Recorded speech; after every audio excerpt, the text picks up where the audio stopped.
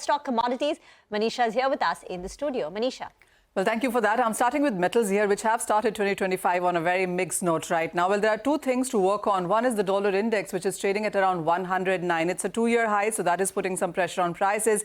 And on the other side, you had some Chinese data to react to today. While the services PMI was on a stronger note, but the overall PMI numbers did not excite the street. So it was lesser than the previous month and lower than what the street was anticipating as well.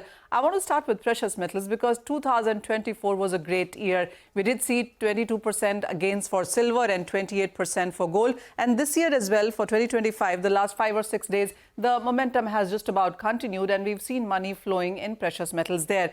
The base metal that seems to be doing well is the copper prices. Remember, for fourth quarter of 2024, we saw the copper prices decline by 10%. It even went down to a 9-month lows. But the first week of 2025 has seen copper prices gain up by nearly 1.5% on the higher side. Well, the street is anticipating that you will see more stimulus measures coming in from China. Of course, much would also depend on the buying interest, especially after 20th of Jan, on how the world changes, is something that's keeping the markets jittery. But at this point in time, the copper prices are starting 2025 on a stronger note, and this is even as the dollar index is trading at a two-year highs.